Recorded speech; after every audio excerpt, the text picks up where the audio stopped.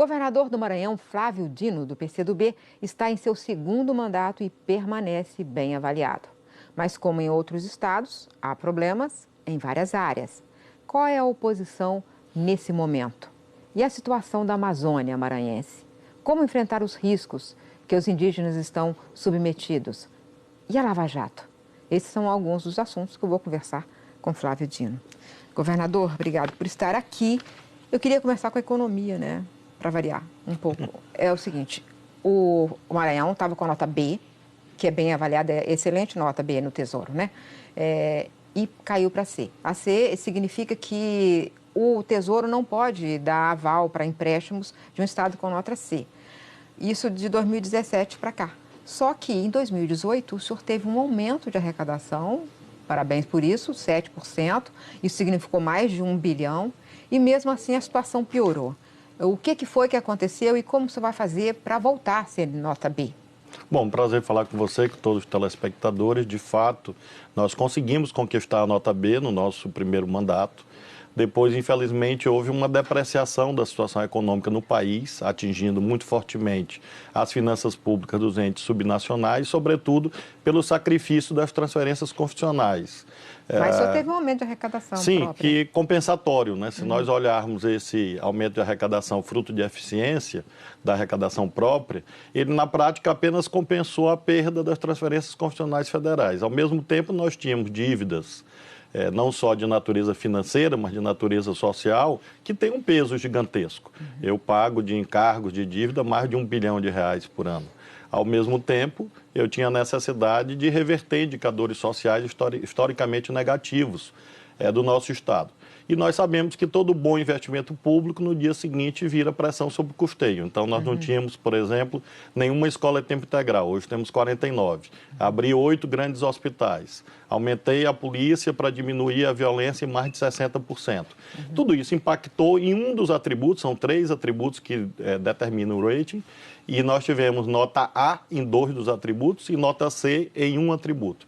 Se fossem as regras anteriores ao ano de 2018, nós teríamos conceito B, ou seja, nós manteríamos o conceito B.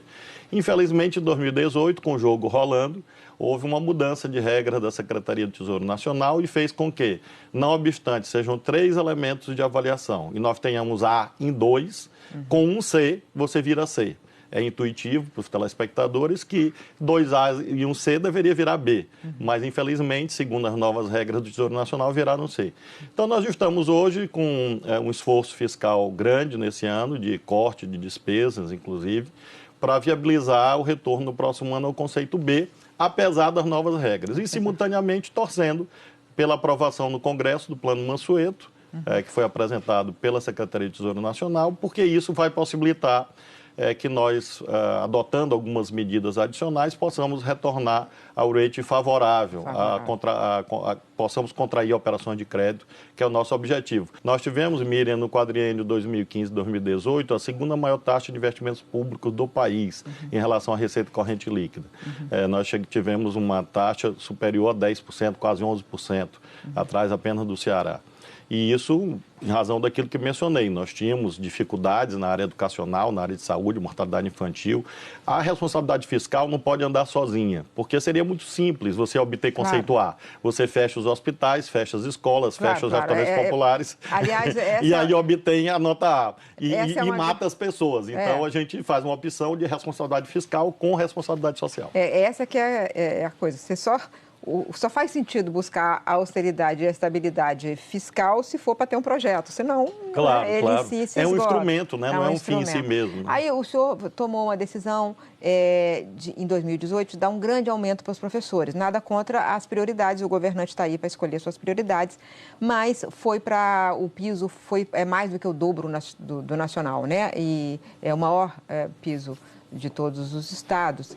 E para 40 horas chega a 5.700, no resto do país, só para informar, o senhor sabe esse dado, mas para localizar é 2.400 para um professor em 40 horas. Isso aí vai pesar muito, o senhor já fez a conta de quanto que isso pode vir a pesar nas contas públicas, porque os professores se aposentam mais cedo e hoje todos os estados têm 2 problemas na sua folha de inativos, que é professores e policiais que se aposentam cedo nos dois casos. Como você disse, é uma prioridade, uma opção. Nós saímos de um IDEB muito baixo na rede estadual, nós tínhamos IDEB de 2,8, chegamos a 3,4, portanto, um crescimento de 20% em apenas 4 anos. O terceiro melhor IDEB do Nordeste, saímos da metade dos piores, entramos na metade dos melhores, e isso, naturalmente, tem um custo. Nós fizemos quase 1.000 obras educacionais nesse período. Eu estou querendo quebrar o recorde de Brizola no Rio Grande do Sul. Então, a gente faz a cada praticamente 2, 3 dias uma inauguração de reforma, reconstrução, construção de escola nova, centenas de escolas em várias áreas. A demografia tem menos crianças chegando na idade mas escolar. Mas o problema é que o déficit era muito... O déficit era grande. Era muito grande. Nós tínhamos escola de barro, de palha, de taipa, escolas há décadas sem sofrer nenhuma melhoria. Como disse, não havia um programa de educação integral. Então, mesmo levando em conta a demografia, os fatores demográficos, era necessário e é necessário a continuidade desse esforço. E fazemos com muita convicção. No caso dos professores, havia um histórico de contencioso muito agudo com a categoria. Então, nós aplicamos medidas progressivas, não foi em apenas um ano, que levaram com muito orgulho a essa conquista. Nós temos, de fato, o maior piso salarial, tanto para 40 como para 20 horas, muito longe daquilo que é o ideal, e mesmo diante de parâmetros internacionais, e fizemos uma conta. Hoje, o Fundeb, ele arca com a folha, e nós aportamos recursos de outras fontes para fazer os investimentos. Quais são as outras fontes? Tesouro, claro, mas também parceria com empresas privadas, operações de crédito, com o BNDES, com o Banco do Brasil, com o Caixa. Nós temos um fundo chamado Fundo Escola Digna, em que, por exemplo, empresas que querem se instalar no nosso estado, querem fazer contrapartidas sociais ou são obrigadas a fazer contrapartidas sociais, fazem por intermédio do Fundo Escola Digna. Ainda ficando na economia, quando saiu o governo do PT, que é PT, PCdoB, né, o seu partido era aliado, saiu do governo federal, o país estava com a inflação perto de 10, estava com uma recessão, contas públicas desorganizadas, tinha voltado o déficit público, do qual a gente não conseguiu sair ainda.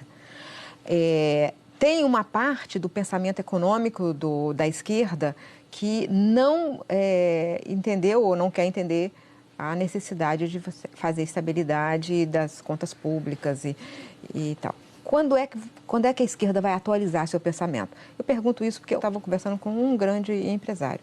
E ele tem críticas muito grandes ao atual governo. Mas ele disse, eu tenho medo da volta da esquerda, se eles chegarem com as convicções econômicas que levaram ao descontrole fiscal. O que o senhor diz para quem tem essa preocupação? Quer dizer, tem simpatia com a agenda social, mas teme a agenda econômica do PT? Muito provavelmente, Mira, esse grande empresário nunca ganhou tanto dinheiro na vida quanto na era do lulismo. Porque nós vivemos também tempos de bonança, prosperidade, tivemos crescimento de mais de 7%. É claro que houve um período de desajustes fiscais, em razão de uma tentativa de enfrentar de modo anticíclico a grave crise econômica internacional, que se alonga até hoje. Talvez tenha havido um desbalanceamento em medidas, por exemplo, de desoneração fiscal. Havia uma pressão muito grande, vinda inclusive do empresariado e no próprio Congresso Nacional. Eu lembro, eu estava lá, havia medidas de desoneração, de benefícios fiscais que chegavam lá com impacto de 1 bilhão e, mediante uma série de emendas, chamadas no jargão parlamentar de jabutis, viravam 20 bilhões, 50 bilhões, 100 bilhões. Mas você acha que de desoneração. A desoneração foi o único erro? Porque, assim, foi o fator principal. Eu conversei com o Haddad, entrevistei aqui também nessa sala e nesse estúdio, e eles sempre falam assim, foi a desoneração, foi demais. Mas teve mais coisas. Teve, por exemplo, as alquimias, que depois falaram as pedaladas. As alquimias... Teve assim, eu vi muita coisa errada do ponto de vista do truque nas contas públicas. Mira, só Deus não erra. É claro que pode ter havido um equívoco daqui e da colar, mas substantivamente havia uma perspectiva de investimento público, de crédito barato, uma visão desenvolvimentista que faz tanta falta hoje. Eu acho curioso porque, de fato, em 2013, 2014, houve dificuldades, também de natureza política, é importante lembrar, e atualmente, esse mesmo quadro que você descreve de desarranjo, de déficit, de falta de investimento, nós vamos ter em 2020 a menor taxa de investimento público com o orçamento da União nas últimas 2 décadas. Então, nós estamos fora do governo há quase 4 anos. E nós temos, na hora presente, uma série de desacertos econômicos tão graves ou até mais graves do que o que existiam antes. Alguém vai alegar, muito bem, são consequências. Não apenas consequências, porque 4 anos nós haveremos de convir que é um tempo suficiente para a retomada do crescimento. Outros países já conseguiram fazer isso.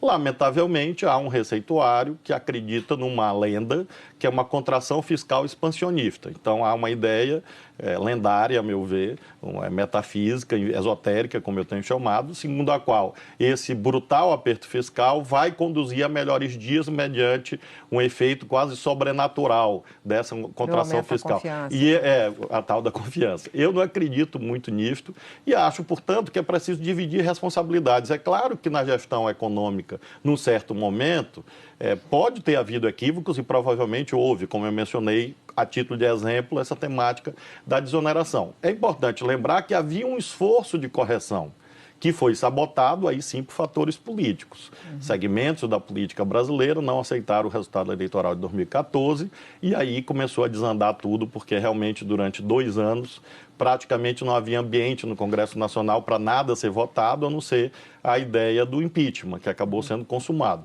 Então, nós estamos pagando o preço de erros de condição econômica daqui e da colar, mas também problemas políticos graves que o Brasil atravessou. Governador, vou fazer um intervalo, eu volto daqui a pouco. Estou conversando hoje com o governador do Maranhão, Flávio Dino.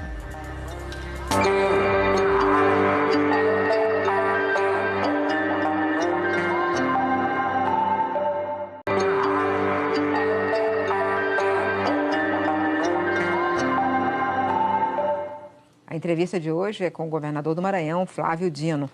Governador, o senhor sabe que eu fiz reportagens visitando terras indígenas no Maranhão e estou sempre em contato e preocupado particularmente com os índios lá do Maranhão. Então eu trouxe aqui um mapa para a gente conversar sobre alguns problemas.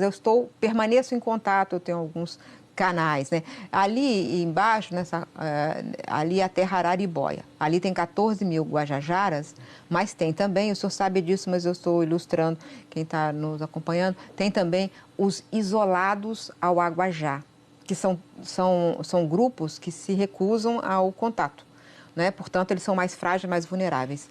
E fica perto da Amarante do Maranhão, que é uma cidade onde teve muita votação de Bolsonaro, foi a primeira prefeita que o Bolsonaro recebeu. E aí, na semana passada, houve uma invasão e os índios deram flagrante, eles atiraram sobre os índios, meio na saída ali, e atiraram nos índios, os índios atiraram de volta. Felizmente, ninguém se machucou. Os índios reagiram depois queimando os caminhões, eram 3 caminhões e uma moto com madeira. E eles dizem que está saindo muito, eles estão invadindo por todos os lados. E eu queria que o senhor me dissesse o que o senhor tem feito para proteger os indígenas que estão no Maranhão e a parte linda da Amazônia que fica no Maranhão. Bom, Miriam, em primeiro lugar é importante lembrar que toda a política indigenista no Brasil é de âmbito federal. Nós não podemos sequer agir em terras indígenas, uma vez que elas são terras da União. Ou seja, essa atribuição é da Polícia Federal. A Polícia Estadual não pode ajudar? É isso que eu ia mencionar. Quando há demanda, que de fato em algumas áreas há essa demanda, aí nós fazemos e já fizemos dezenas de operações do nosso batalhão de polícia ambiental, da Polícia Militar, mediante solicitação das autoridades federais. Quer dizer, se a FUNAI não chamar, se as autoridades federais não chamarem... Dentro da terra indígena nós não podemos fazer nada. Mas o senhor... E não pode atendendo a pedido dos indígenas? Também não. Porque há uma questão legal, a FUNAI é a Polícia Federal que tem essa atribuição. Se a Polícia Civil, por exemplo, faz um inquérito sobre disputa de direitos indígenas, esse inquérito policial é nulo, juridicamente falando, além de poder ser enquadrado até como abusivo. Então, nós temos que sempre agir sob demanda e sob coordenação das autoridades federais. Mas você não poderia ir lá, as autoridades lá, pelo menos na parte Amarante do Maranhão, é uma cidade.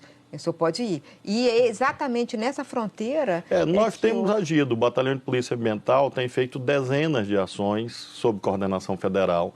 Inclusive, mantemos postos quando há demanda da FUNAI.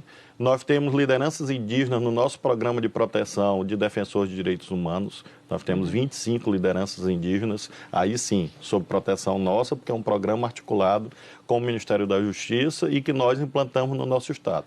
Então, nós temos ações de operação policial, ações de políticas sociais, toda a parte de educação indígena nós que fazemos. Nós temos mais de 20 escolas sendo construídas em territórios indígenas, porque aí sim é a nossa atribuição legal. Então, na parte da segurança, nós agimos sob demanda e temos agido. Olha, eu quero falar mais sobre essa outras terras que estão acima. Esse próximo aí, chegando mais perto, tá vendo? Eu estou mostrando a terra Caru, a terra Auaguajá e a terra do Alto Uriaçu. Ali no Caru, que eu visitei, fiquei uns tempos lá, estão os Auaguajá. E ali na terra Auaguajá, também tem Auaguajá, e lá em cima tem os Capó. E eles formaram Guardiões da Floresta, eles formaram um grupo que para a proteção. Recebeu informação de que estão saindo do Alto Uriaçu para ir para a terra Auaguajá, essa do meio, né? Porque tem muita invasão lá. Eu estou particularmente preocupada com isso. E eu sei que o senhor acabou de explicar que o senhor não tem, o senhor não pode entrar nessas terras, mas o que o senhor pode fazer por esses índios? E meu temor é que eles fizeram esse grupo para fiscalizar, para olhar e informar as autoridades. Mas se eles não tiverem ajuda, eles podem entrar em conflito. Nós temos contato permanente com os Guardiões da Floresta e nós implantamos, por iniciativa nossa, acho até que é um dos poucos estados que tem, um Conselho Estadual de Políticas Indígenas e fizemos um plano decenal de políticas públicas dentro daquilo que nos cabe. Então, nós temos um conselho com todas as etnias. A Sônia Guajajara, que é muito conhecida, e outras tantas lideranças participam de eventos conosco. Então, nós temos esse contato permanente. É claro que, em razão dessa narrativa que você faz, eu vou provocar, o Estado vai provocar a FUNAI e a própria Polícia Federal para examinar essa situação. Mas nós, assim como você, nós torcemos muito para que as autoridades federais se convençam da importância dessa problemática, porque é algo que, a meu ver, diminui a cultura brasileira, cria problemas graves ao Brasil, não observar a importância das populações indígenas. Vou entrar na política, porque nosso programa está acabando e eu tenho que falar de política também. O senhor tem feito críticas à Lava Jato, né? Faz crítica à Lava Jato, mas, ao mesmo tempo, o senhor foi juiz e tem uma visão da importância de combater o crime de corrupção, né? O senhor acha que é possível para a esquerda entender a importância de combate à corrupção e ao mesmo tempo, manter as críticas eventuais que tenham que ser feitas a qualquer operação policial? E eu queria também que o senhor falasse o seguinte: a esquerda começou a subir no país, a ter mais votos com o ética na política. E aí terminou na Lava Jato. O que foi que aconteceu? De fato, nós perdemos essa bandeira do combate à corrupção, não obstante tivéssemos toda a legitimidade para empunhá-la, uma vez que todos os avanços institucionais das últimas décadas no combate à corrupção foram fruto desse período que governamos o Brasil. Fortalecimento e ampliação da Polícia Federal, respeito à autonomia das instâncias de investigação, a exemplo do Ministério Público Federal, o desenvolvimento de parcerias internacionais de cooperação, aperfeiçoamento legislativos fundamentais, mesmo a lei da delação premiada foi sancionada pela presidenta Dilma, a lei sobre acordo de leniência, a lei anticorrupção, são todas fruto desse período.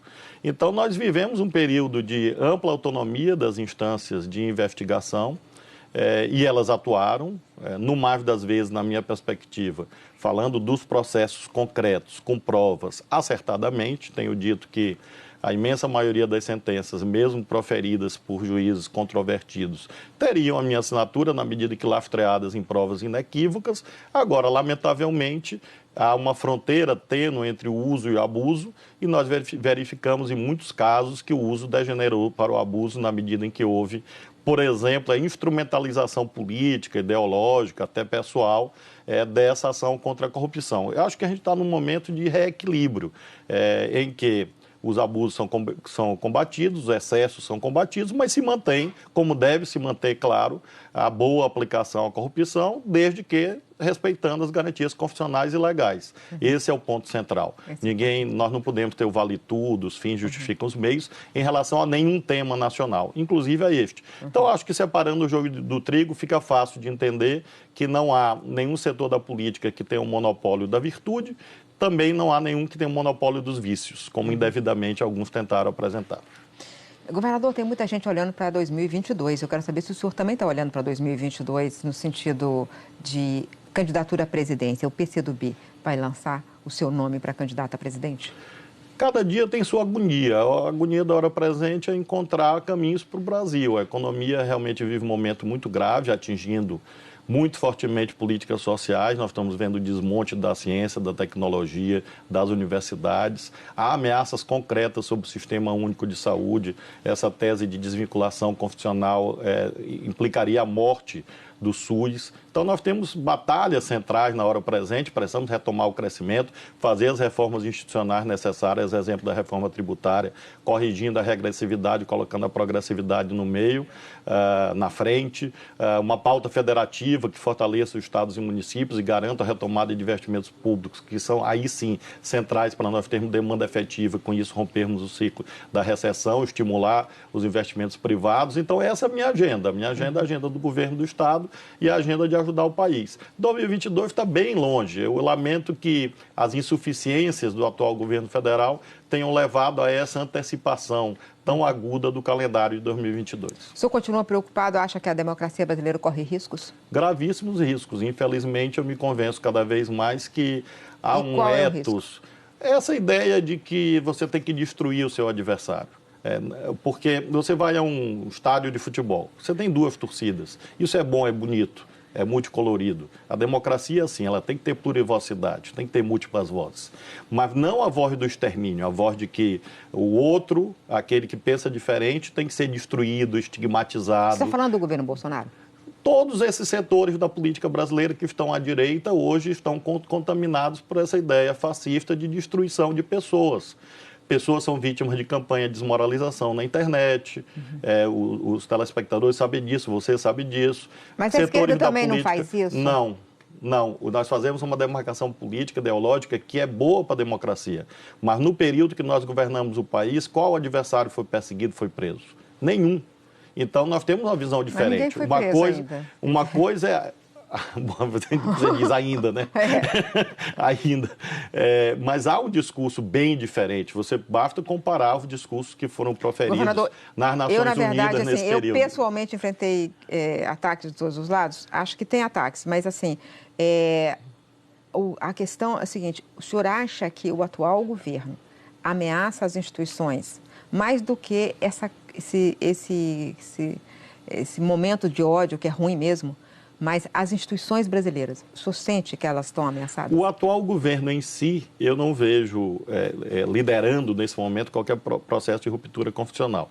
Me assustam os apoiadores, a base social, que é capaz de defender a intervenção militar, o fechamento do Supremo, foi para frente do Supremo tentar desmoralizar os ministros do Supremo que pensam diferente ou que votam eventualmente diferente. Então, eu me refiro não apenas ou não preponderantemente ao governo, sim, mas sim a uma base da sociedade que foi contaminada por essa perspectiva autoritária que você não viu na esquerda em nenhum momento defendendo o fechamento do Supremo, de Congresso, ou defendendo o fim das instituições democráticas, em nenhum momento da vida brasileira. É verdade. Governador, infelizmente nosso tempo acabou. Meu assunto aqui, renderia bastante. Eu volto. Volta. Então tá. Até a semana que vem.